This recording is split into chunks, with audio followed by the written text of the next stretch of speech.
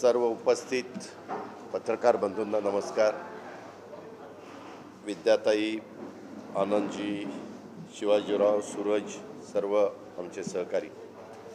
आज मी जवळपास अनेक वर्ष सरकारमध्ये किंवा सरकारच्या बाहेर पण काम करतो. आपण आमदार आणि खासदार म्हणून 32-33 वर्ष काम करतोय. परंतु आज मी सकाळी पेपर जे उघडले ते पेपर उघडल्यावर जी जाहिरात पाहायला मिळाली, असली जाहिरात मी कधी पाहिलेली नव्हती. एक तर ती शिवसेना शिंदे गटाची जाहिरात आहे. त्या जाहिरातीमध्ये शिंदेसाहेब किंवा ती जाहिरात देणारे इतक्या लवकर कसे काय बाळासाहेबांना विसरले मला काही कळलं नाही. कारण मुळातच ह्या पक्षाचं का त्यांनी तो पक्ष व्हेरिकोस वेन्सच्या संबंधित तज्ञाकडून 30 मिनिटाच्या वेदना रहित प्रक्रियेद्वारे तुमच्या व्हेरिकोस वेन्सवर उपचार करा. बुक करण्यासाठी 9701688544 वर कॉल करा. स्वतःकडे खेचून घेतला की आम्ही बाळासाहेबांच्या विचाराचे आहोत, आम्ही आनंद दिघे साहेबांच्या विचाराचे आहोत. परंतु तिथं आनंद दिघे साहेबांचाही कुठं फोटो दिसेना, कुठं हिंदू हृदय सम्राट बाळासाहेब ठाकरेंचाही कुठं फोटो दिसेना. आणि एवढा तिथं म्हणजे अशा प्रकारच्या जाहिराती मी पाहिल्या. पण स्वतःच ठरवून सर्वेक्षण केलं. उद्या कुणी सर्वेक्षण केलं, कुणी सांगितलं की कुणाला किती टक्के. आता तुम्ही बघता एक्झिट पोल किंवा काही येतात तर ते कोणी केलेले ते सांगतं. मध्ये पण मला वाटतं सकाळनी एक सर्वे केलेला माझ्या वाचनात आला, पण सकाळनी सांगितलं नाही आम्ही करून घेतला. तसा हा सर्वे कोणी केलेला आहे. आणि अशा प्रकारची एक सर्वेक्षणाची जाहिरात करण्याचा तसं बघितलं तर एक विश्वविक्रमच आपल्या राज्याच्या प्रमुखांनी केला. आणि त्यांना का जाहिरात कशाकरता केली जाते की आपण केलेलं काम लोकांच्यापर्यंत पोचावं, नंबर 1. किंवा जाहिरातीवर मोठा खर्च वेगवेगळ्या एजन्सी का करतात की लोकांना माहिती होण्याच्या करता. जर यांचं काम एवढं चांगलं असेल तर अशा पद्धतीच्या जाहिराती पानभर, आणि ती पण जाहिरात करत असताना त्या जाहिरातीमध्ये जो सर्वे दाखवलेला आहे की नंबर 1 एकनाथराव शिंदेंना मुख्यमंत्री पदाच्या करता लोकांनी कौल दिलेला आहे. खूपच आनंद वाटला की लोकांना चांद्यापासून बांद्यापर्यंत लोकांना एकनाथराव शिंदे हे मुख्यमंत्री पुढं व्हावेत असं वाटायला लागले.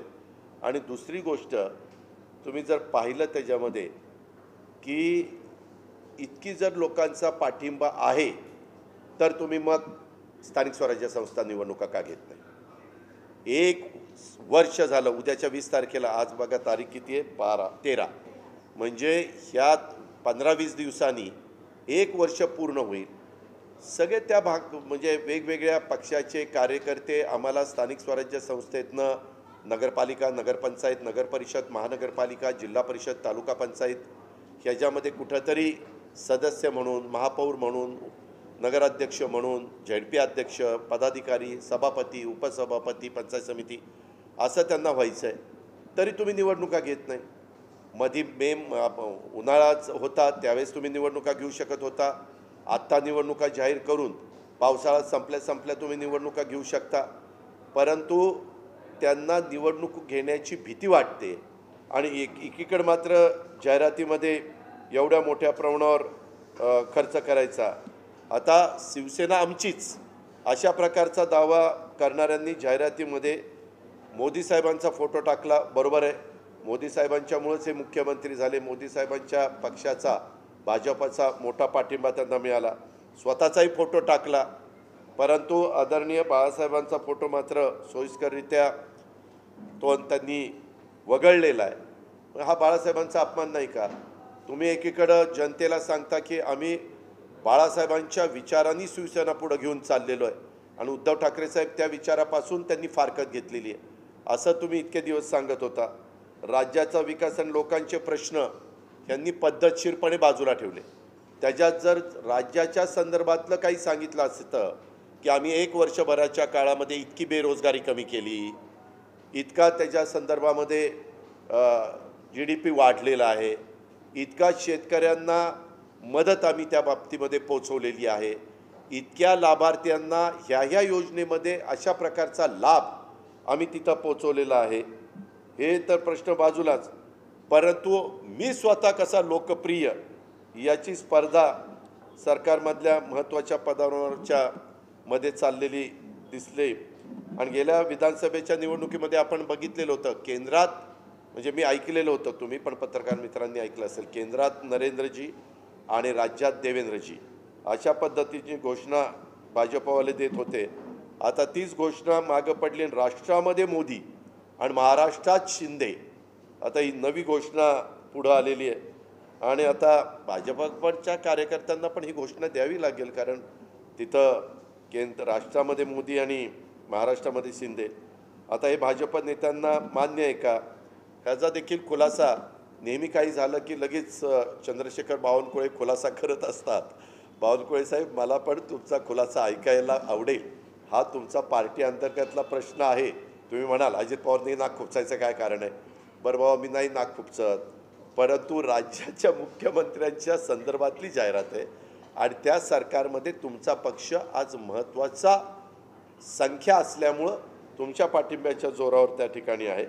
आणि फडणवीस साहेबांच्या पेक्षा आता शिंदेंना जनता अनुकूल झालेली आहे असं जाहिरातीत दाखवलेलं आहे. हे भारतीय जनता पक्षाला मान्य आहे का, त्यांच्या प्रवक्त्यांना, त्यांच्या इतर प्रमुखांना, इतर सहकाऱ्यांना? त्याच्यामध्ये मला वाटतं शिंदेंच्या बाजूला 26% मतं दाखवलीत, कौल दाखवला आहे, मतं नाही कौल, आणि फडणवीसांच्या बाजूला 23% काहीतरी कौल दाखवलेला आहे. परंतु हे सगळं जे काही चाललेलं आहे, खरं तर अशा प्रकारच्या जाहिराती पानभर मला का ह्यांना द्याव्याशा वाटायला लागलेल्या आहेत मला काही कळायला मार्ग नाही. परंतु तो त्यांचा अधिकार आहे. तो सरकारी जाहिरात असते तर मी म्हटलं असतं की सरकारच्या पैशाने यांनी अशा पद्धतीनं जाहिरातबाजी करण्याचं काही कारण नाही. पण त्यांनी स्वतःच्या पक्षाच्या वतीनं ती जाहिरातबाजी केलेली आहे. पण आपली महाराष्ट्रातली जनता काही इतकी दूधखुळी नाही आहे की बाबा काय चाललं आहे, कशा पद्धतीनं चाललं आहे. वास्तविक एका मधल्या वृत्तपत्रांनी हे दिलेली होती त्यावेळेस हे एकदम 5% का 60% असंच काहीतरी होते. एकदम तिथून आकडा जो वाढला आणि तो तर एकदम आकाशालाच गवसणी घालायला निघालेला आहे. त्याचं खरं तर जाहिरात देणाऱ्यांनी आत्मचिंतन परीक्षण करण्याची नितांत गरज आहे असं मला वाटतं. परंतु ह्या जाहिरातबाजीनं उलट त्यांनी स्वतःचं हास्य करून घेतलेलं आहे. मी स्पष्ट तुम्हाला सांगतो, तुम्हाला पटो किंवा न पटो, परंतु त्यांनी स्वतःचं हास्य करून घेतलेलं आहे. आणि मग माझं आव्हान आहे, तुम्ही जर असं म्हणताय तर स्थानिक स्वराज्य संस्थांच्या निवडणुका उद्या जाहीर करा आणि जनतेच्या मैदानामध्ये या. म्हणजे जनतेच्या मैदानामध्ये खरंच कुणाच्या पाठीशी किती आहे, महाविकास आघाडीच्या पाठीशी किती आहे, शिंदे शिवसेनेच्या पाठीशी किती आहे, भाजपच्या पाठीशी किती आहे, हे चित्र स्पष्टपणे आपल्याला सगळ्यांना पाहायला मिळेल. आपल्याला काय विचारायचं आहे?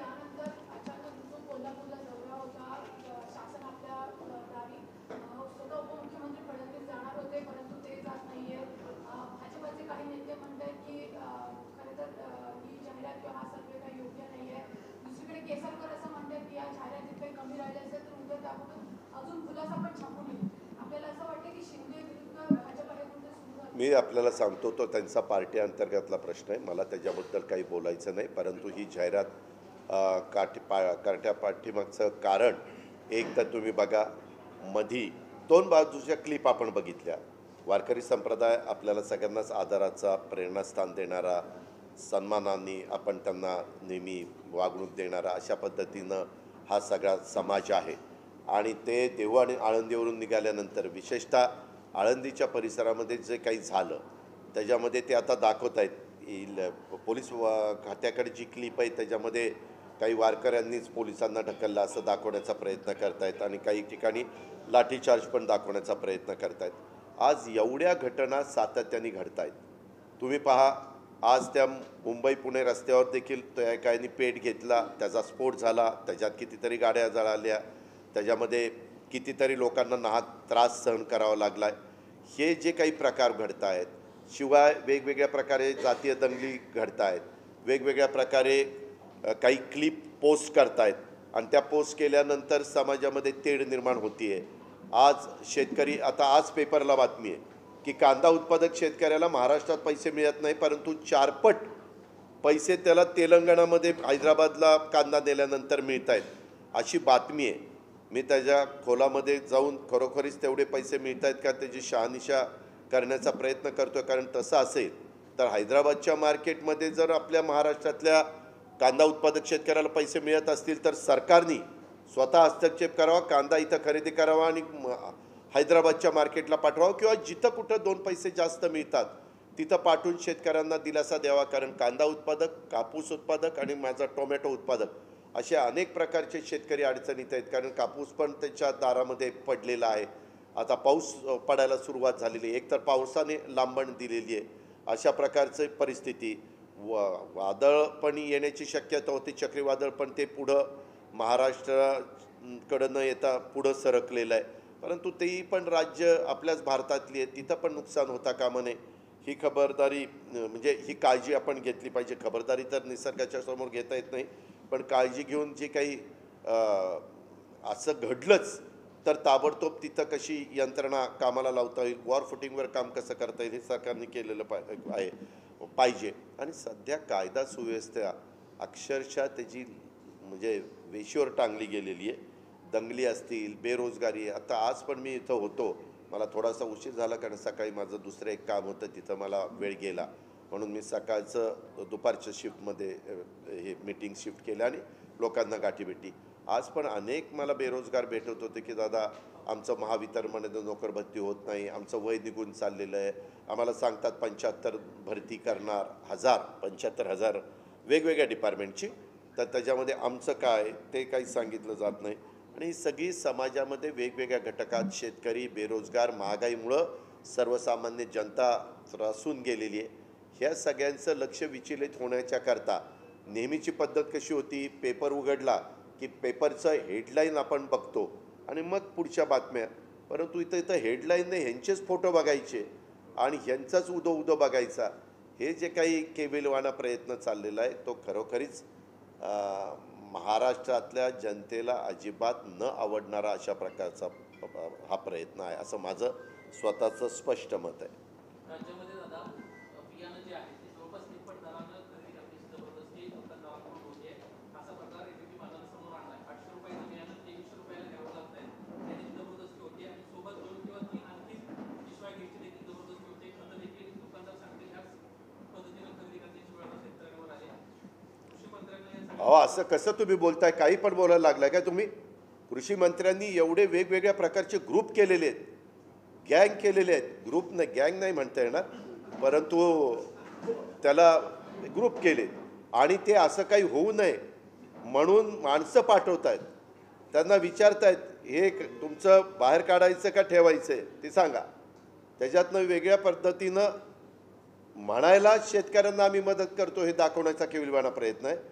परंतु त्याच्यातनं इतकं काळंबेरं वेगवेगळं ऐकायला मिळतं आहे. अजून मी त्याच्याबद्दलची माहिती मागवलेली आहे.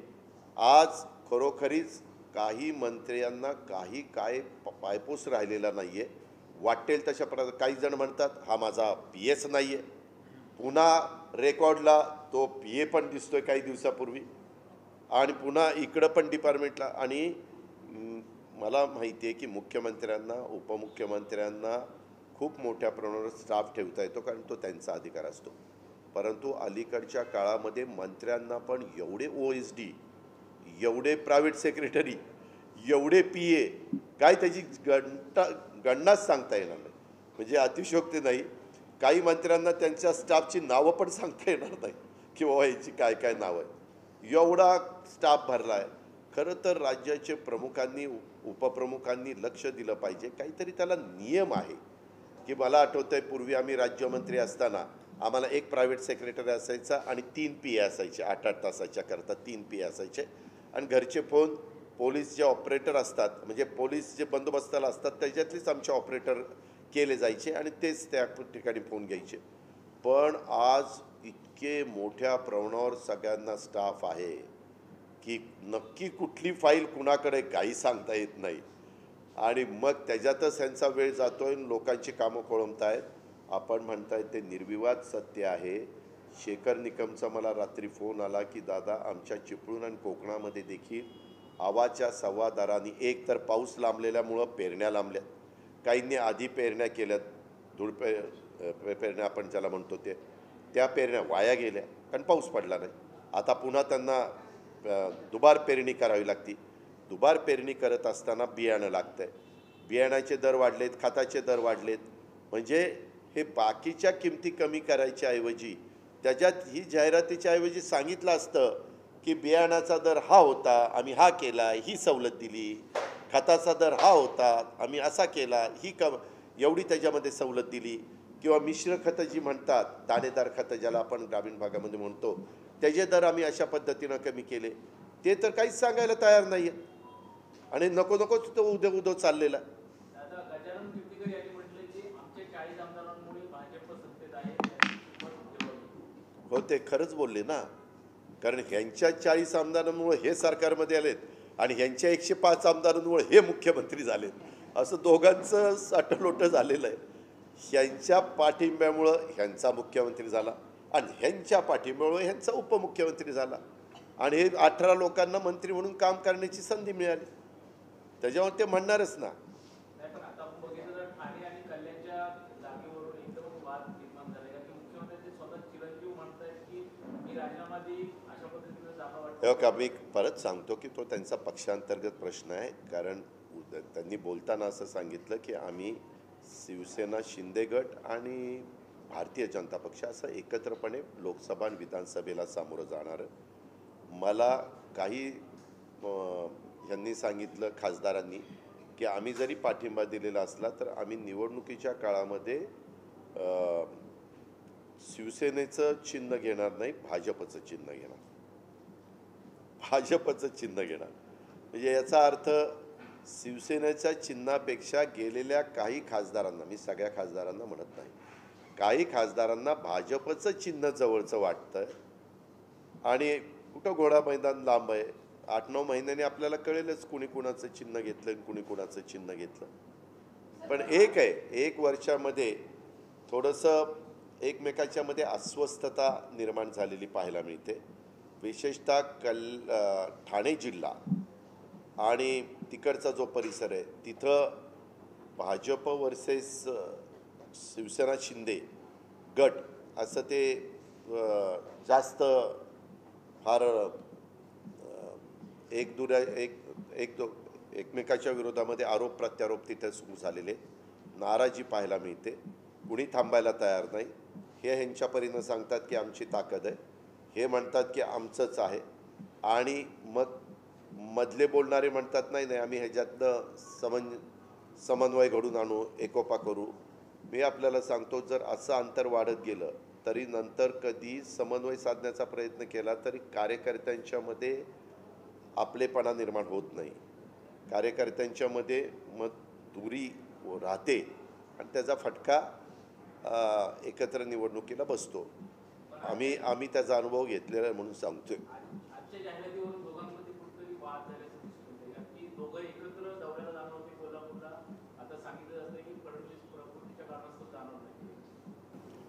प्रकृती बिघडू शकते बाबा, तुला पण असं कसं म्हणता येईल. शेवटी तब्येत व्यवस्थित असेल तर बाकीच्या सगळ्या गोष्टी, तो त्यांचा अंतर्गत प्रश्न आहे. शेवटी CM DCM दोघं जाणार होते. मलाही मगाशी एकाने सांगितलं की कदाचित DCM जाणार नसतील, दुसरं काही काम असेल किंवा तब्येत. आता माझी पण कधी कधी तब्येत की तुम्ही लगेच अजित पवार नॉट रिचेबल. अरे काय नॉट रिचेबल, तब्येत बिघडल्यावर कुठं नॉट रिचेबल. राजकीय प्रकृती बिघडली असं वाटतं की अचानक कॅबिनेटच्या बैठकीला असतं पुढचा दौरा करतो. कारण त्या राजकीय प्रकृती खूप बिघडते. नाही हो, मला नाही वाटत तसं.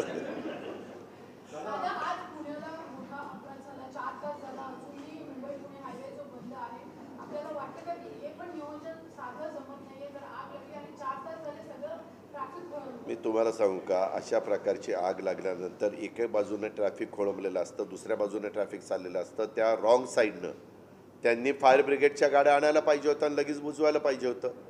मी जर पोलिसांना मुभा दिली, मोकळीक दिली, हस्तक्षेप झाला नाही आणि चांगले अधिकारी महत्त्वाच्या पोस्टवर टाकले, म्हणजे 40 आमदारांना सांगून नाही, म्हणजे चांगले अधिकारी, तर मग व्यवस्थित अधिकारी त्यांचं काम करतात. आपण आता वर्षानुवर्ष बघतो त्या रोडनी एक्सप्रेस हायवे व्हायच्या आधी तुम्हाला आठवत असेल 8-8 तास 7-7 तास, म्हणजे कधी काळी आता लता मंगेशकर हयात नाही आहेत परंतु त्या पण 7-8 तास अडकलेल्या होत्या, त्याची बातमी झालेली होती.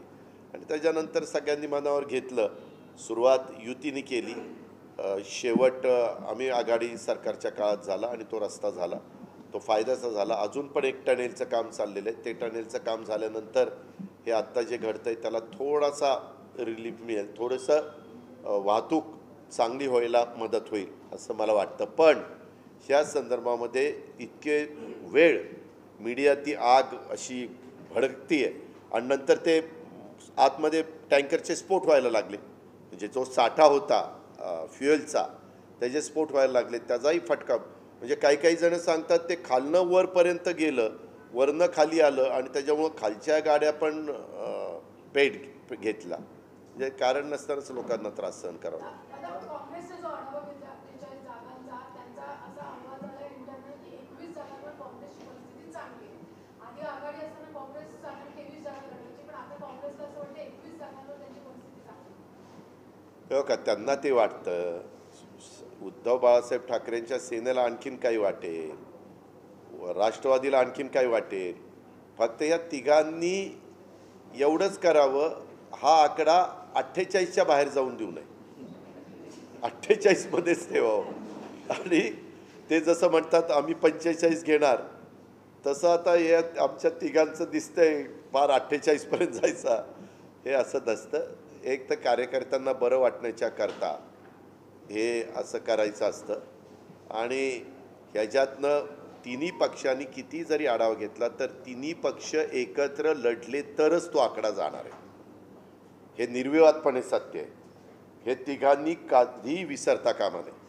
त्याच्यामुळं तिघांनी पण समंजस भूमिका घेऊन तुटेपर्यंत ताणता कामा नये.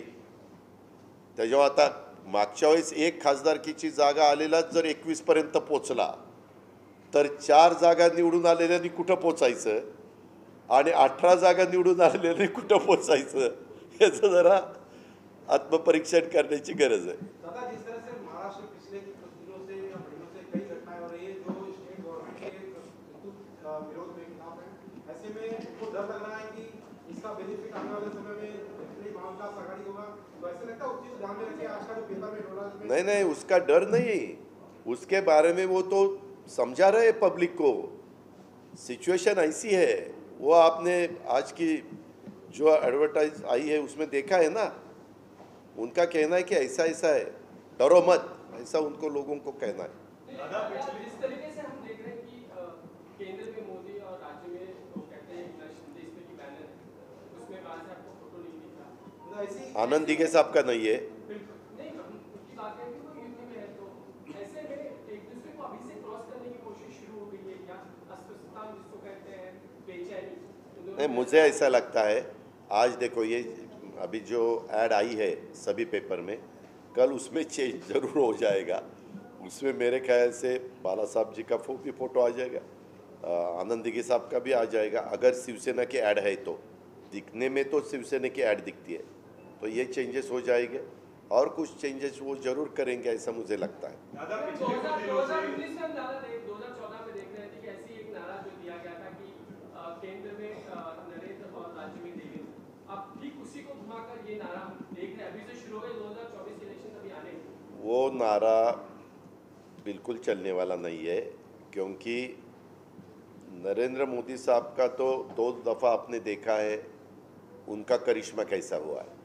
उनके कारण उनके नाम के ऊपर ही बीजेपी सेंट्रल में क्लियर मेजॉरिटी में आई. वैसा आपको लगता है कि सीएम साहब का नारा देके उनका फोटो दिखा के एमएलए चुनाव जीत सकते हैं, ऐसा आपको लगता है? मुझे तो नहीं लगता. दादा, पिछले कुछ दिनों से भाजपा और एकनाथ शिंदे शिवसेना गुट के जो नेता हैं महाविकास आघाड़ी की एकता पर सवाल उठाते हैं, लेकिन हाल फिलहाल में श्रीकांत शिंदे की सीट पर लेकर हो या आज जिस तरीके से जो विज्ञापन आया है उसको देखकर इनकी एकता की कहानी पर आपको क्या कहना है? मुझे उनके एकता के बारे में कुछ नहीं कहने का मेरा मतलब भी नहीं है. क्योंकि क्या है, उन्होंने हमारे बारे में कुछ कहना, हमने उनके बारे में कहना, वो इशू नहीं है। अभी महाराष्ट्र में लॉ एंड ऑर्डर का इशू है। आप देख रहे बहुत जगह हमारे महिला, हमारे लड़कियां, इनके ऊपर अन्याय हो रहे हैं।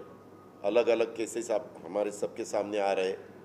ये जो सिचुएशन है यहाँ सभी जाति के लोग बहुत अच्छी तरह से रहते हैं, सालों से रहते हैं, लेकिन कुछ कुछ जगह ऐसा इशू तैयार किया जाता है कि उसमें दो कास्ट में थोड़ा सा अंतर बढ़ना चाहिए, उसमें दरी होनी चाहिए, ऐसा उनका चालू है। वो बिल्कुल गलत है, क्योंकि यहाँ सिख हो, हिंदू हो, मुस्लिम हो, ईसाई हो, सब लोग बहुत अच्छी तरह से रहते हैं। ये महाराष्ट्र की परंपरा है और वो परंपरा जतन करनी चाहिए। अभी तो जो श्री संत ज्ञानेश्वर महाराज और श्री संत तुकाराम महाराज, इनकी जो दिंडी वारी उसको बोलते हैं, वो देवर आनंद से निकली है, आज पूना से भी निकलेगी। तो वो जब जाती है तो सभी जाति के लोग एक होके ज्ञानबा तुकाराम ऐसा करके विठ्ठल विठ्ठल विठ्ठल करके जाते हैं। ये हमारी परंपरा है। वो परंपराओं को कहीं तो दाग लगाने की कोशिश कोई लोग करते हैं, तो उसको पहचाना चाहिए। बीच में आपने देखा कुछ लीडरों के बारे में भी गलत कुछ क्लिप में हमने देखा, या लोगों में थोड़ा सा उसके बारे में अलग गलत न्यूज़ देके वातावरण ख़राब करने की कोशिश की। ये भी गलत है। लॉ एंड ऑर्डर ठीक तरह से देखने का पूरा अधिकार पुलिस डिपार्टमेंट का है, और chief minister, deputy chief minister ने, गवर्नमेंट ने उसके बारे में ज़्यादा से ज़्यादा ध्यान देके यहाँ की परिस्थिति अच्छी कैसे रहेगी उसके बारे में ध्यान देना चाहिए। और बेरोज़गारी और महंगाई ये कैसी कम हो सकती है उसके बारे में उन्होंने बोलना चाहिए ना।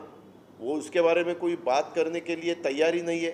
हमारे फार्मर्स इतने परेशान हैं कि पूछो मत। वो प्याज के बारे में या टोमेटो के बारे में या अपने कॉटन के बारे में, ये सब इशू जो है, अभी बारिश आगे चली गई है, 12 तारीख आ जाई है, लेकिन 12 तारीख तक 13 तारीख तक कोई बारिश नहीं है। लोग बोल रहे हैं कि अभी मेरे ख्याल से कोकण में सिंधुदुर्ग, रत्नागिरी में बारिश आई है, मानसून आया है, ऐसे बताते। वो आगे आना चाहिए। सब परेशान है। अपने डैम के जो पानी का लेवल थी वो कम हुई है, इतनी कम हुई है कि मेरे ख्याल से अभी पानी का भी उन्होंने ये किया है। मुंबई में वही इशू है। बीच में मैंने नवी मुंबई के बारे में, मोरबे की पाइपलाइन के बारे में कुछ सुना। ये जो हो रहा है उसके बारे में पहले ध्यान देना चाहिए। ये जो हम एक दूसरे के ऊपर आरोप प्रत्यारोप ये करते रहेंगे, लोग बोलते हैं कि ये क्या हमें दिखाते हो, पहला हमारा काम करो, हमारी जो इशू है, हमारे जो सवाल है, वो सवाल का जवाब दे दो, उसमें हमें कैसा हल हो सकता है वो देखना चाहिए।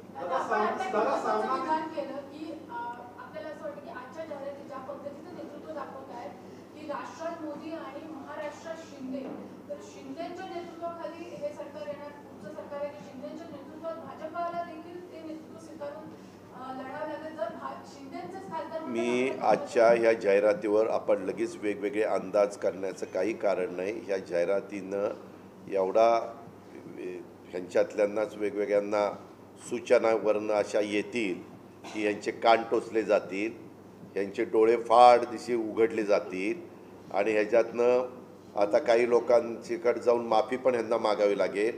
आमचं चुकलं, आम्ही बघितलं नाही, अमकं झालं नाही, तमकं झालं नाही, अशा पद्धतीनं काहीतरी थातूर त्याला मुलामा देण्याची पाळी यांच्यावर येईल, कारण कुणीच ते सहन करणार नाही। म्हणजे भाजप आज तिथं प्रमुख पक्ष आहे, पण भाजपच्या जागी दुसरं कोणी असतं तरी म्हणलं असतं ही कुठली पद्धत काढली।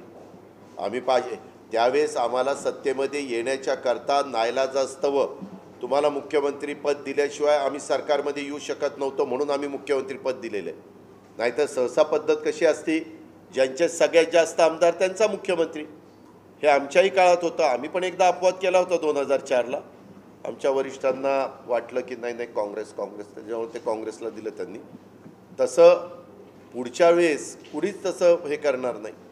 ज्याचे हे आता अडचणीमुळं भारतीय जनता पक्षाने ते मान्य केलं की बाबा विरोधी पक्षामध्ये राहण्याच्या करता हे 40 लोक येऊन आपले काहीतरी सत्तेमध्ये आपण सहभागी होऊ म्हणून त्यांनी तो मार्ग निवडला. महाविकास आघाडीमध्ये ठिकाणी होऊ नये असं तुम्ही सातत्यानं म्हणता, कोणी तसे वक्तव्य करू नये असं देखील तुमचं म्हणणं असतं. असं असताना देखील कालच्या सामन्यामध्ये राष्ट्रवादीबद्दल एक आग्रही छापण आला होता, त्यामध्ये प्रामुख्याने तुमच्यावर पण टीका केली. जाऊ दे, माझ्यावर फार प्रेम चाललंय रे बाबा. माझं काय आता तुला सांग हो का.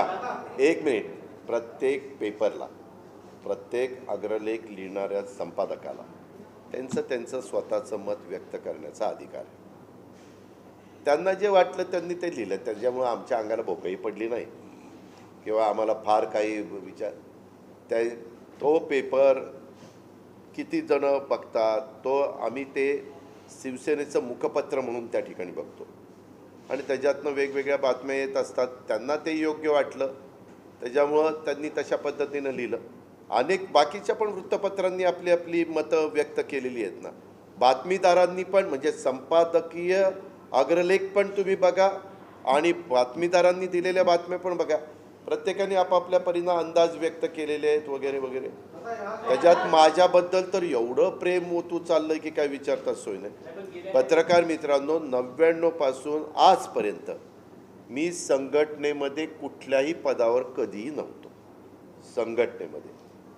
तरी देखील खासदारकीच्या आमदारकीच्या निवडणुकीमध्ये ज्यावेळेस पार्लमेंटरी बोर्ड बसतं त्यावेळेस मी त्याच्यामध्ये असतो आणि मी आजपर्यंत तिथं काम करत असताना कधीही ज्याच्यामध्ये त्यातल्या त्यात इलेक्टिव्ह मेरिट आहे अशालाच उमेदवारी द्यावी असा मी आग्रह धरला आणि त्यावेळेसच्या पार्लमेंटरी बोर्डात वेळोवेळी त्या आग्रहाला कुणी नाकारू शकलं नाही. मग पूर्वी कधी प्रांताध्यक्ष R.R. पाटील होते, मधुकरराव पिचड होते, बबनराव पाचपुते होते, अरुणभाई गुजराती होते, भुजबळ साहेब होते, असे अनेक दिग्गज माणसं अध्यक्ष म्हणून होऊन गेलेली आहेत. परंतु कधीच काही प्रश्न आला नाही. त्याच्यामुळं आता देखील वेगवेगळ्यांना वेगवेगळे पदं दिलेली आहेत. ती त्यांच्या पद्धतीनं त्या पदाला न्याय देण्याचा प्रयत्न करतील. मी माझ्या परीनं आजपर्यंत 99 ते 2023 पर्यंत करत आलो आहे तसं मी माझ्या पद्धतीनं तिथं कार्यकर्त्यांना न्याय देण्याचा प्रयत्न करेन.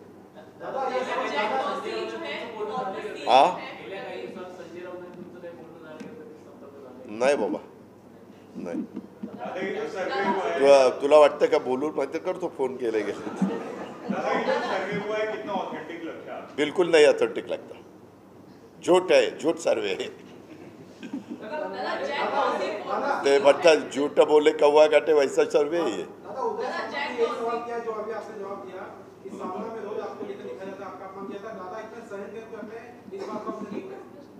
अभी क्या करें, आघाड़ी ठीक तरह से रहनी चाहिए ना. महाविकास आघाड़ी ऐसा न हो मैंने कुछ स्टेटमेंट करने के बाद बिगाड़ी नहीं होना चाहिए, इसलिए हम चुप बैठते.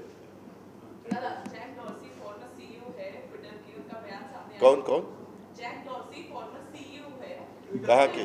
ट्विटर के. Okay okay. उनका एक बयान सामने आया है. उन्होंने कहा है जब किसान आंदोलन भारत में चरम पे था तब सरकार के द्वारा कोशिश ये हो रही थी कि जो उनके फेवर में ट्वीट्स है उसको निकाला जाए और उनके जो ट्विटर के एम्प्लॉयज हैं उनके ऊपर भी सर्वेस हो, मतलब रेड्स हो, ऐसी कुछ चीजें हो रही थी सरकार की तरफ से अपोज करने के लिए फार्मर्स के प्रोटेस्ट को. और उन्होंने सवाल उठाया इस डेमोक्रेसी पे, तो कैसे देखते हैं इस चीज को? आप खाली उनका मत सुनो. बीच में BBC के ऊपर भी रेड पड़ी थी. ऐसे बहुत कुछ हुआ था.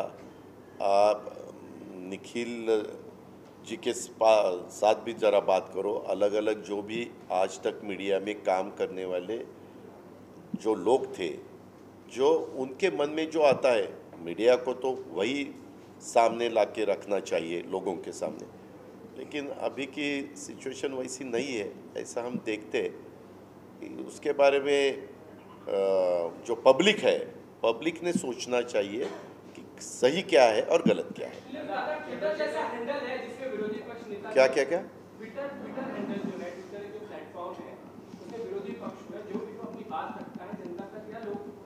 विश्वास है सरकार तक नहीं बात होता, आप किस विश्वास इस तरीके से अगर दबाव बनाया जाएगा तो लगता है कि आपका जो राइट है डेमोक्रेटिक राइट है इस तरीके वैसा हर एक अपने अपने हिसाब से काम करता है, लेकिन ये सब ट्विटर या फेसबुक ये सब नया नया इन्हें बहुत साल हुए हैं, लेकिन हम तो पुराने ज़माने के हैं। मैं 30 साल से पहले पॉलिटिक्स में आया, लेकिन यंग जनरेशन आप जो बोल रहे हैं उसी हिसाब से काम करती है। लेकिन कभी कभी कब कुछ गलतियां हुई तो बहुत, ये हमारे मराठी में बोलते हैं दुधारी हत्यार है, दुधारी बहुत ये आप कभी वो रिॲक्ट भी होती है। दादा चंद्रशेखर बावनकुळे यांनी असं म्हटलंय की महाविकास आघाडी 100 पेक्षा जास्त झालं ते शकणार नाही, 100च्या आतच महाविकास आघाडीला थांबू कशाच्या? विधानसभेला अरे आधी पहिल्यांदा लोकसभेचं बघू म्हणाव, लोकसभेचं बघितल्यानंतर पुढं 6 महिन्यांनी विधानसभा आहे त्याच्यामुळं, आणि 100 तरी जिंकू शकतील एवढं तरी मान्य करतायत ना, म्हणजे अजून आम्हाला काय 60-70 जिंकायचे आहेत, 100 तर आत्ताच मान्य आहेत त्यांना, हे तरी बरे 100 तरी मान्य करतात। मागे तुम्हाला आठवतंय 2019ला 240-50 आमचे, हे 40 मध्ये सगळे उरकतील, ते पण 20 आम्हाला 20 काँग्रेसला। अरे 100 म्हणजे फार पल्ला आम्ही गाठलाय, बता काय हे अंदाज आहेत रे, शेवटी जनतेच्या मनामध्ये काय असतं ते कोणी सांगितलेलं आहे? जनता जनार्दन, आपल्या भारतातली लोकशाही एवढी प्रगल्भ आहे, कुणाला तिथं बसवायचं आणि कुणाला झटका द्यायचा आणि खाली बाजूला सरकवायचं, हे अनेक निवडणुकांमध्ये 75ला बघितलंय, 77ला बघितलंय, 84ला बघितलंय, 2014ला बघितलंय, अनेक ठिकाणी आपण बघितलं। दादा आपल्याला कुठेतरी वाटतं की हा शेतकरी आहे त्यांना एक अनुदान घोषित करण्यात आलं होतं सरकारने, ते नाही दिलं, दिलेलं नाही। ते दिलेलं नाही। मी सुरगाणा नाशिक वगैरे भागात गेलो होतो, ते म्हणले अजून दिलं नाही। मी नंतर मग सेक्रेटरींना विचारलं मी का दिलं नाही, नाही म्हणले ते याद्या येत आहेत, अमुक होतोय तमुक होतोय, आणि त्याच्यात एवढ्या हे लावल्यात, काही ना काही नियम लावलेत की ते कुठल्या मार्केटमध्ये कांदा गेलेला असला पाहिजे, त्याची पावती असली पाहिजे, म्हणजे ते इतकं किचकट केलं आहे, ते असं सहजासहजी मिळण्यासारखं नाही आहे।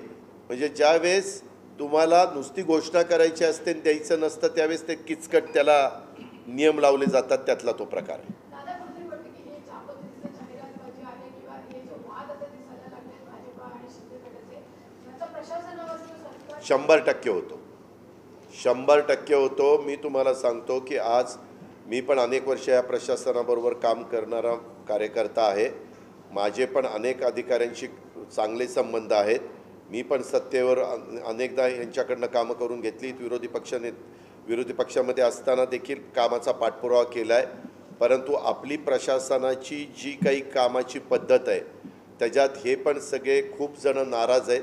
ते म्हणतात की कुठलं हे सरकार अजिबात डेव्हलपमेंटच्या बद्दल विचार करायला तयार नाही, फक्त प्रत्येक गोष्टीत पॉलिटिक्स। आज त्याच्यातल्या कुणी आमदारांनी 40 आमदारांच्यामुळे हे मुख्यमंत्री आहेत, त्यांनी एक बदली दिली की ती बदली केली जाते, पुन्हा दुसऱ्या आमदारांनी सांगितलं ती रद्द करा की दुसऱ्या दिवशी त्याला स्थगिती दिली जाते, पुन्हा नंतर 10-12 आमदार सही करून देतात, पुन्हा ते आणखीन तिसरंच होतं। असं प्रशासनामध्ये कधीही चालत नाही। मी देखील 2.5 वर्ष सरकारमध्ये उद्धव ठाकरे साहेबांच्या बरोबर काम केलं, बाळासाहेब थोरात वगैरे सगळे मान्यवराबरोबर होते, त्यावेळेस आम्हाला कधी आमच्या पण आमदारांना ही बदली आता रद्द होणार नाही हे सांगावं लागत होतं। अधिकारी आलेले तुमची विकासाची कामं, डेव्हलपमेंटच्या कामाला जर त्या अधिकाऱ्यांनी विरोध केला तर आम्हाला सांगा, आम्ही अधिकाऱ्यांना काय सांगायचं ते सांगू, परंतु वैयक्तिक कुठल्याचा स्वार्थ साधणारी कामं होणार नाही। डेव्हलपमेंटची कामं, जनतेची कामं, सार्वजनिक कामं ही करण्याच्या करता ते त्या ठिकाणी नक्की मदत करतील, आणि आम्ही अधिकाऱ्याला पाठवतानाही सांगायचो की बाबा रे तिथं विकासाच्या दृष्टिकोनातनं तुला काम करायचं आहे।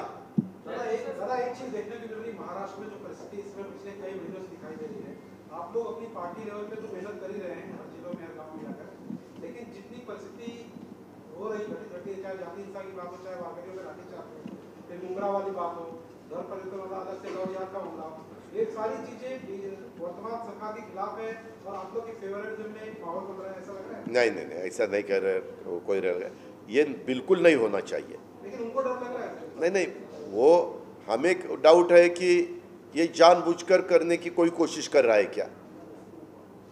महंगाई और बेरोजगारी के बारे में लोगों का जो है मत वो डाइवर्ट करने के लिए एक दफ़ा हिंदू और मुस्लिम हुआ कि लोग अलग सोचना शुरू करते हैं, ऐसे कुछ लोगों को लगता है, ऐसे कुछ पार्टियों को लगता है। आप देखो आज तक की जो पॉलिटिक्स हुई है उसके बारे में कभी कभी लोगों ने, कुछ पार्टियों ने, कुछ लीडरों ने यही इशू निकाल के इलेक्शन में वही एजेंडा लोगों के सामने रखा। हमें वैसा नहीं करने का, हमें सभी साथियों को साथ लेके जाना है। ये सेक्युलर डेमोक्रेसी में सेक्युलर को बहुत ज़्यादा बढ़ावा देना चाहिए, ऐसा हमारा कहना है।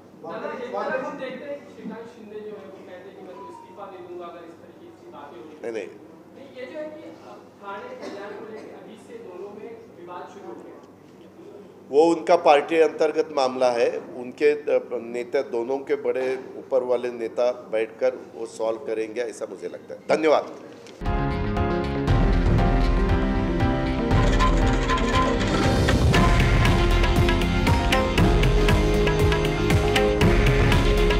हे आहे देशातील नंबर 1 न्यूज नेटवर्क आणि आपण पाहत आहात TV9 मराठी। काळजी तुमची, हित महाराष्ट्राचं।